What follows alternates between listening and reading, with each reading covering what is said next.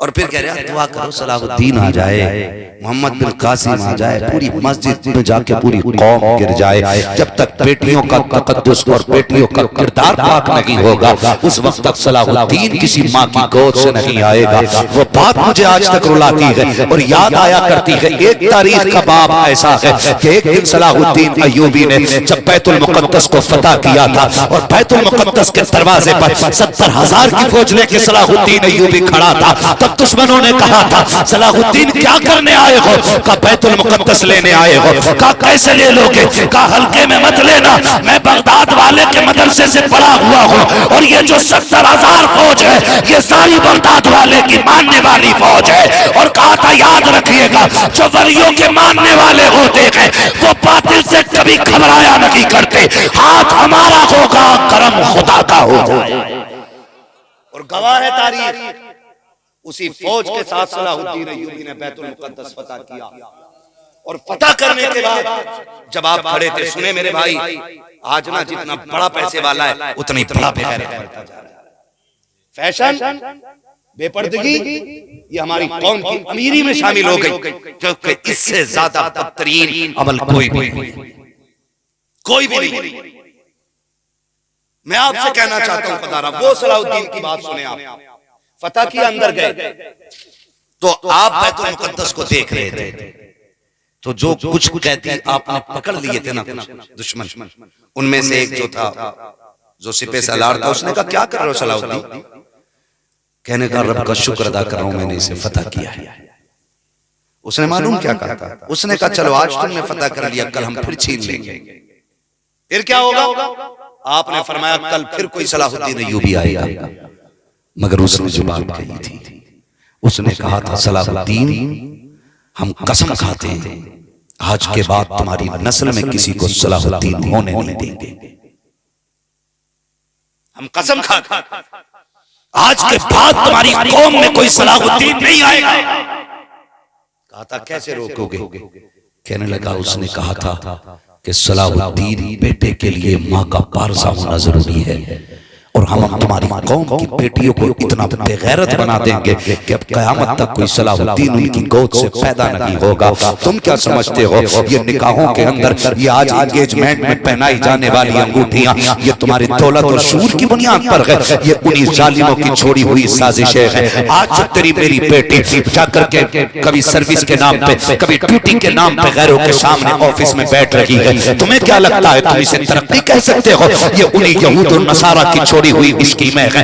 आज जो तुम देख रहे हो, खुदा की कसम हमारे घरों की बेटियों का तकद्दुस जा चुका है, पर्दा कोई चीज रह ही नहीं गया है, हया का तो नाम तक नहीं है। जिन रिश्तों में बहुत ज्यादा सख्ती होनी थी आज उन्हीं के अंदर सारे रिश्ते खत्म होते जा रहे हैं, सारी दीवारें गिरा दी गई है हया की। और मेरी कौम के नौजवानों, खाली नारों से सलाहुद्दीन नहीं आएगा, खाली तकरीरों से सलाहुद्दीन नहीं आएगा, खाली उछल लेने से सलाहुद्दीन नहीं आएगा, 3-4 घंटे पढ़ लेने से नातों से सलाहुद्दीन नहीं आएगा।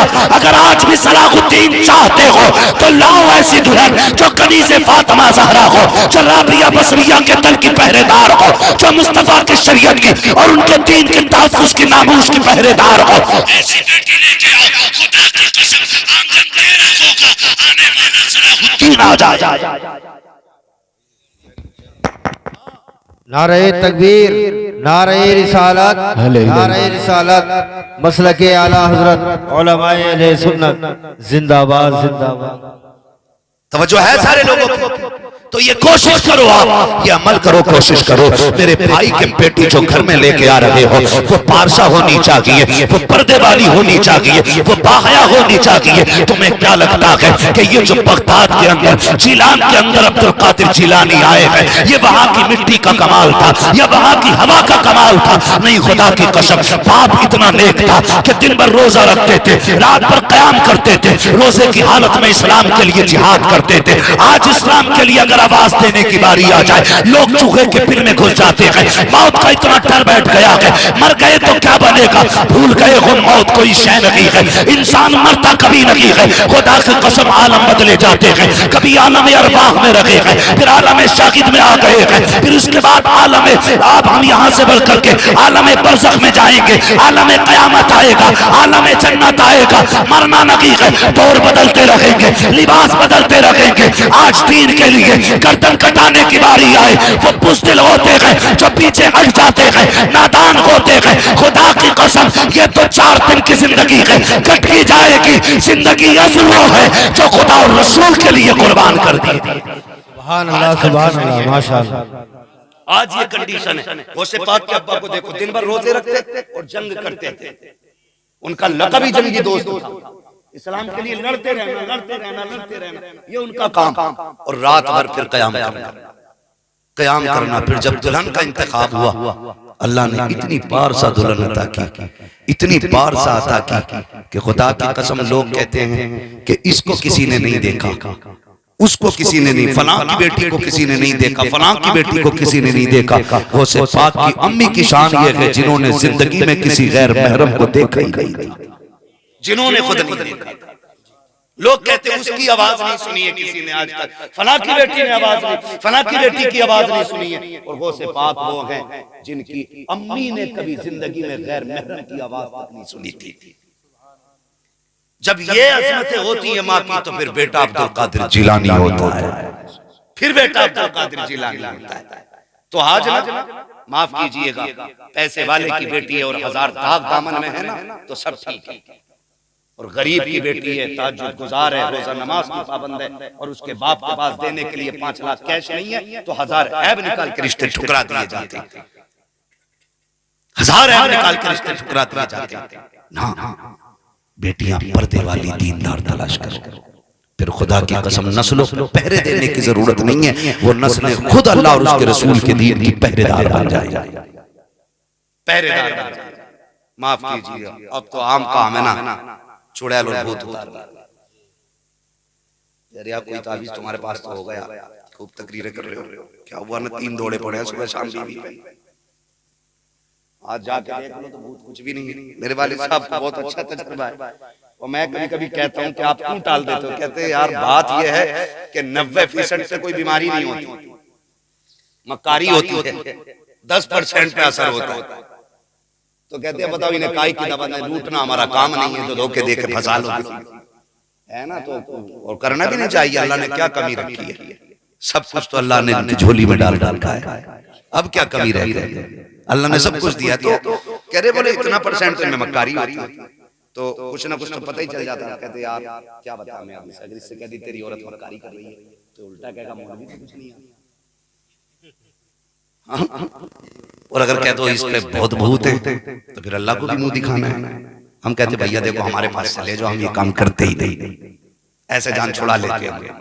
लेकिन मामला क्या समझ जाते हैं, कह रही है हम भाग जाएंगे, हमें पीलीभीत ले चलो, खुद ही प्लान बना रही है, खुद ही कैसे चल रही है अंदर अंदर। बेचारा पीलीभीत लेके गया, 500 रुपए मुआवरा से ले गया, आते ही दे दूंगा। वहां जाके इसका मौजू बदल गया, वहां जाते कह रही है काली चादर चढ़ाओ, पतीला बनेगा, तब जाएंगे। ले भैया 500 लेके गया था, 5,000 का खर्चा बन गया। फिर आया घर 3 दिन बाद, अब क्यों आ गए, गलती कर दी तूने, अब अजमेर लेके चल, अब बावली पे लेके चल, अब कालू सैयद पे लेके चल, अब करबला लेके चल। एक बार ये नहीं कहती अब कब्रिस्तान लेके चल, एक बार कह दे कलेजा ठंडा हो जाए जिसका खून पी रही है, एक बार नहीं कहती कब्रिस्तान लेके चल। तो ये कंडीशन क्या, वजह क्या, सुनो भाई, भूत उतरे तब जब हो, जब खुद ही भूत नहीं हो तो क्या उतारो, खुद ही भूत नहीं हो तो क्या उतारोगे। इसका इलाज किसी बाबा की झोपड़ी में नहीं, किसी पीर की कचहरी में नहीं, किसी की डोरियों तावीज में नहीं। अगर तुम ये चाहते हो कि बेटियां बीवियां घर के लिए सुकून का सबब बने, आराम का सबब बने, गारंटी मेरी है, जा कनीज़े फातिमा ज़हरा देख के ला, कुरान वाली लेके आ, दीन वाली लेके आ। खुदा की कसम, भूत तो क्या कर, भूत का साया भी नहीं होगा। जैसे उसके कदम आएंगे साथ में उसके साथ खुदा का करम भी घर में आ जाए। सुभान अल्लाह, सुभान अल्लाह, माशाअल्लाह। लेकिन अब्बा भी खाली जहेज में रख दे रहे यार, वहां भी जुज़दान में, यहाँ भी जुज़दान में। भाई बातें बहुत सारी हैं, कोशिश ये करें जितनी होगी इन पे अमल करें, दीनदार तलाश करें। पर्दा बड़ा लाजिम है। और मेरे वालिद अक्सर मुझसे कहा करते थे, बचपन से मुझसे कहा करते थे, सुनो भाई, जिसने शरीयत की हदों को पार किया है ना, कितना ही बड़ा अक्लमंद है, उसने ठोकर खाई है। ये बात अक्सर मुझसे कहा करते थे और आज भी कहते हैं कि जिसने शरीयत की हदें तोड़ने की बात की है ना, अपनी राय जिसने डाल दी, नहीं वो कोई मसला नहीं है, पर्दा तो दिल का होता है, आंखों का क्या मसला। कहते हैं फिर उसने ठोकर खाई है, फिर उसने ठोकर खाई है। ना करे ऐसा जो हुजूर ने कह दिया। जानते हो मेरे नबी सरवरे कौनैन सल्लल्लाहु अलैहि वसल्लम किसी की बेटी उनकी बेटी की तरह नहीं है, ही नहीं किसी की बेटी। जब विसाल का वक्त आया, आवाज दी, आ फातिमा जी बाबा, बेटी बताओ मेरे बाद पर्दा कैसे करोगे। बेटी की चीख निकल गई, अब्बा आपके बगैर जीने का तसव्वुर ही नहीं है, मुझे नहीं लगता आपके बगैर जी पाऊंगी। हाल ये था कि बर्दाश्त ना हुए आंसू, हुजूर ने बेटी को तसल्ली दी, बात खत्म कर दी। फिर अपनी बीवी, आपकी चहीती बीवी, सच्चे बाप की सच्ची बेटी, पारसा बाप की पारसा बेटी, सिद्दीक बाप की सिद्दीका बेटी, जन्नती बाप की जन्नती बेटी, हजरत आयशा सिद्दीका को बुलाया। आयशा जी या रसूल अल्लाह, आयशा पूरी जिंदगी मेरी इज्जत का ख्याल किया है, मेरे बाद पर्दा कैसे करोगी। आंख में आंसू भर लाई, फरमाने लगी, महबूब जितना तेरे सामने पर्दा किया है उससे ज्यादा आयशा तेरे बाद पर्दा करके दिखाएगी। और यही हुआ। फिर आपका पर्दा जानते हो, मैं उनसे पूछना चाहता हूँ जो कहते हैं पर्दा दिल का होता, आंखों से मसला नहीं। बताओ अगर कोई ये कहते पर्दा कराओ तो कहते मौलवी शक कर रहा है, फलां को उसकी दीनदारी पे शक है, उसकी अमाल पे शक है। बताओ क्या नबी की बीवी से ज्यादा किसी की बीवी पारसा होगी? नबी की बेटी से ज्यादा किसी की बेटी पारसा होगी? अगर बेटी को पर्दे की तंबीह करना ये शक होता तो मेरा नबी कभी बेटी को पर्दे के लिए नहीं कहता। इसलिए कि खातून जन्नत है वो जात जिसने खाल तो ओढ़ी है ऊँटनी की, लेकिन कभी बाल भी सूरज के सामने नहीं किए। कौन कहां से लाओगे ऐसी बेटी? आज हमारी बेटी और उनकी बेटी, फर्क देखो, ना वली की बेटी है, ना नबी की बेटी है, ना कुतुब की बेटी है, कोई किसान की, कोई मजदूर की, कोई बिजनेस में, कोई सर्विस में। ये बेटियों का आज मयार है, लेकिन फिर भी लापरवाही इतनी। किसके साथ गई बाइक पे? कजिन, मैं तो समझता ही नहीं। फिर किसी ने मुझे बताया कि कजिन खलेरे पुपेरे मुमेरे चचेरे तेरे, जिसको भी कहते हैं, उसके साथ गई है। भाई क्यों भेज दी? नहीं, अब्बा कहता, वो उसे भैया कहती। ये जो दिमाग लगाया ना अपना, नहीं मेरे बेटे की तरह। इस्लाम तो कहता है जब पर्दा है तो है, तुम कहते हो बेटे की तरह है, वो उसे बहन कहता है। जब शैतान बीच में आता है बड़ी बड़ी दीवारें तोड़ जाया करता है। ये चंद जुमलों के पर्दे क्या है? बहन कह दिया तो क्या हुआ, बेटा कह दिया तो क्या हुआ? 4 दिन के बाद पता चलता है वही जो ट्यूशन पढ़ने साथ लेके जाता था, वही स्कूल बाइक पे बैठा के जो कजिन लेके जाता था, उसी के साथ बाप की इज्जत को उछाल के बेटी चली गई है। मैं पूछना चाहता हूँ, बताओ तो सकी, तुम तो ये कहते थे कि बेटा कहता है, अब्बा कहता है, बहन कहता है, तुमने शरीयत की हदों को तोड़ा है और अपनी दिमाग की तुमने चलाई है। इस्लाम को पहचाना होता, मुझे बता तो सकी, जो इस्लाम सगे भाई बहन को एक बिस्तर पे कंधे से कंधा मिला करके बैठने की इजाजत नहीं देता, वो तेरी बेटी को गैर की बाइक पे बैठ करके बाजार जाने की इजाजत कैसे देगा?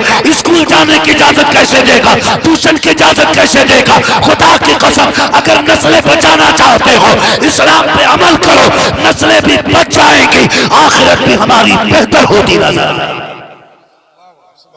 इसलिए अपनी ना चलाओ, इस्लाम की चलाओ, इस्लाम की चलाओ, दीन की चलाओ, अपनी तबीयत ना पे लो, शरीयत लगाओ, शरीयत लगाओ। और उस शख्स को तो दयूस कहा गया है कि जो जिसकी बहन बेटी माँ घर से बाहर निकलती हो और वो उनके निकलने पर रोक न लगाता हो, उसको दयूस कहा गया है।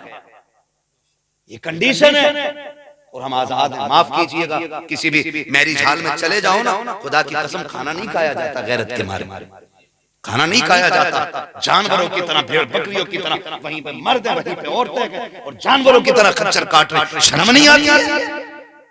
वक्त होता तो मैं बात करता, बस इतना समझ लो पर्दा लाजिम है।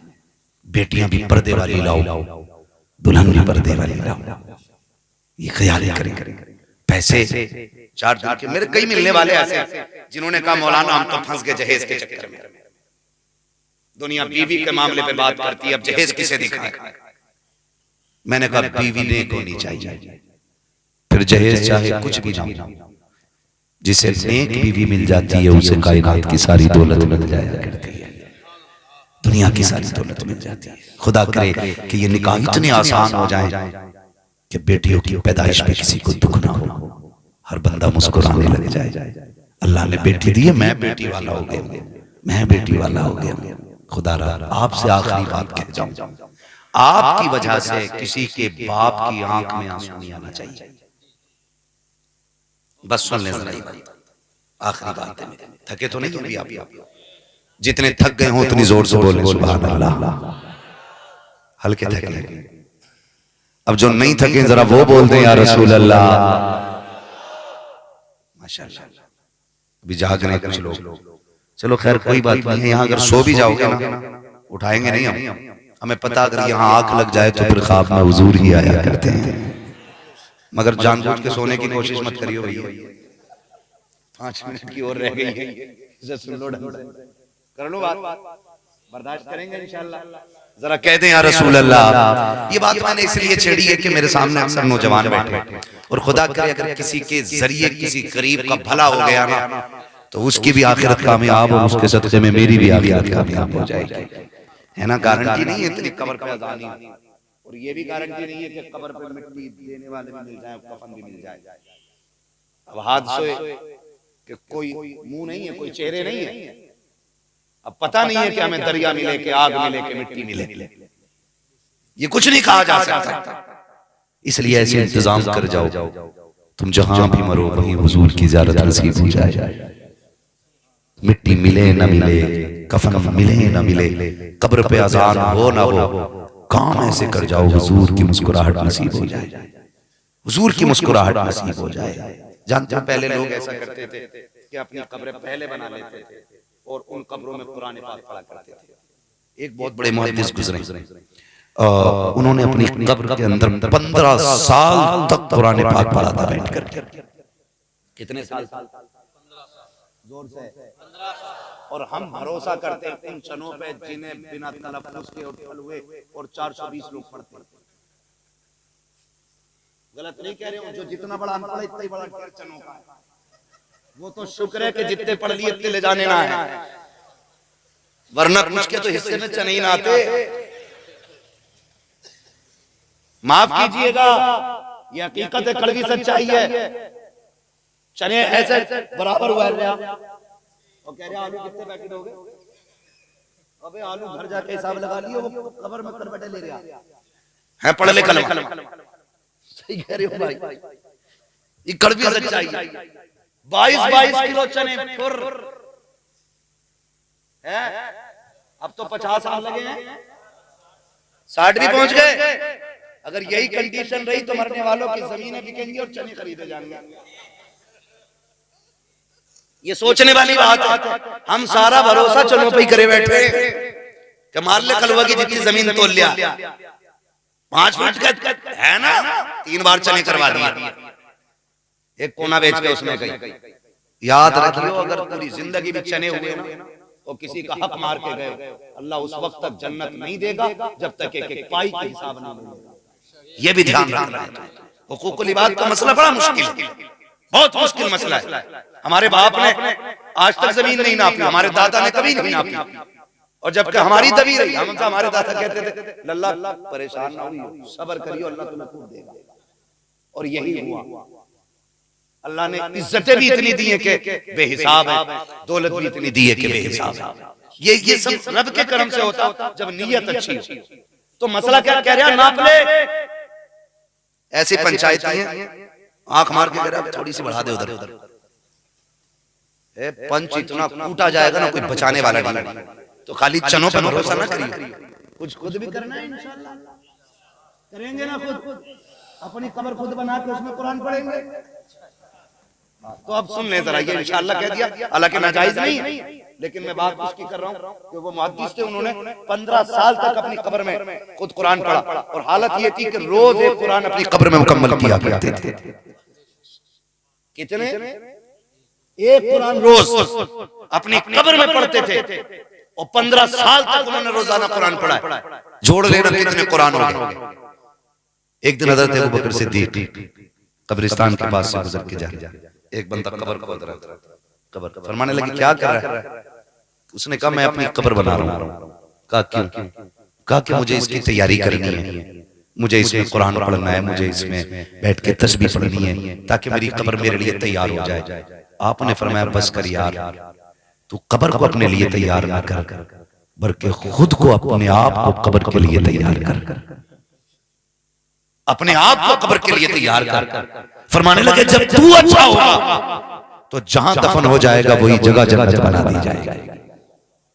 तो खुद को अच्छा करना है, खुद को अच्छा करना है, खुद को अच्छा करना है। हमें कोशिश करनी है कि हमें किसी की आंख के आंसू का सबब नहीं बनना है। 8 बेटियां बाप पे उतनी बोझ नहीं होती जितनी एक बेटी के हाथ में तलाक का कागज बाप पे बोझ होता है। और हमारे मुआशरे में ये तलाक की शराब इतनी आम होती जा रही है कि बात बात में तलाक, ले तलाक, ले तलाक, ले तलाक, ले तलाक है। वो और इतनी डर रही है कि नाम ना लूंगी वरना मुझे तलाक हो जाए। वो अपने आदमी का नाम नहीं ले रही है। किसी ने बता दिया था ये 4 औरतों के फतवे बड़े अलग अलग थे, जाके कह दिखाई बहन का नाम मत लिए वरना निकाह टूट जाएगा। तो ये जो बातें होती है ना, वो इतनी डर रही है। लेकिन हम ना करें ऐसा। औरत कड़वी भी है तो बर्दाश्त करें, बर्दाश्त करें। और कोशिश ये करें कि हम ऐसी जिंदगी गुजारें जिससे अल्लाह भी राजी हो और रसूलुल्लाह भी राजी हो। करेंगे इंशाअल्लाह, निकाह आसान करेंगे, डिमांड तो नहीं करेंगे, मांगने वाले फकीर को बेटी तो नहीं देंगे, इस पे बड़े कम बोले। भिखारी को बेटी तो नहीं दोगे, असली नस्ली लोगों को बेटी दिया करो, क्योंकि फिर उनसे नस्लें भी अच्छी चला करती हैं। भिखारियों के घर में शहंशाह नहीं होंगे, वो फिर हाथ फैलाते ही रहेंगे जिंदगी भर। ठीक है ना? अल्लाह तौफीक दे। तो मैं मुझे याद आ गई, हालांकि कहना नहीं चाहिए मगर फिर भी कह दूं, हमारे घर तुर्क का रिश्ता है, बड़ा नाक वाला तुर्क। उसकी डिमांड को पता चला, वाले साहब ने कहा भाई हमें तुर्कों में रिश्ता करना है। उन्होंने कहा हम तो तुर्क हैं। कहने लगे तुर्क होते तो भीख क्यों मांगते? ये कहकर दरवाजे से वापस किया। तो एक उसूल अपना बनाइए, एक मयार बनाइए। आप मयारी होंगे ना तो फिर आपकी कमी नहीं है, कमी नहीं है। खुद को मजबूत करें, आप खुद को मजबूत करें। बंदा अगर कोशिश कर लेना हलाल खाना है तो अल्लाह एक दाना उसके मुंह तक हराम नहीं जाने देता। और अगर कोशिश ही कर ले चोरी करके खाना है तो फिर मरता रहे। मसला नहीं है। फरमाया गया लक़द कान लकुम फ़ी रसूलिल्लाहि उस्वतुन हसना। मेरे महबूब की जिंदगी आपके लिए बेहतरीन नमूना है। हुजूर के किरदार को अपनाएं, निकाह आसान करें। अल्लाह जिन पर बेटियां ना हो हुजूर के सदक़े में उन्हें बेटी अता फरमा दे। उनके घरों में बेटियों का हुस्न, बेटियों की रौनक, बेटियों की बरकतें अता फरमा दे। और जिन पे बेटे ना हो अल्लाह महबूब के सदक़े में उन्हें भी घर के चश्मे चराग अता फरमा दे। बेटे नेमत होते हैं, बेटियां खुदा की रहमत हुआ करती हैं। अल्लाह हर शख्स को नेमत और रहमत की दौलत अता फरमाए। बस जो हुए गलतियों को माफ फरमाए रब्बे कायनात। जिंदगी ने दिया साथ, फिर होगी मुलाकात, व मा अलैना इल्लल बलाग। सारे लोग कलमा शरीफ पढ़ लीजिए, ला इलाहा इल्लल्लाह मुहम्मदुर रसूलुल्लाह, अस्तगफिरुल्लाह रब्बी मिन कुल्ली ज़ंबिन व अतूबु इलैह।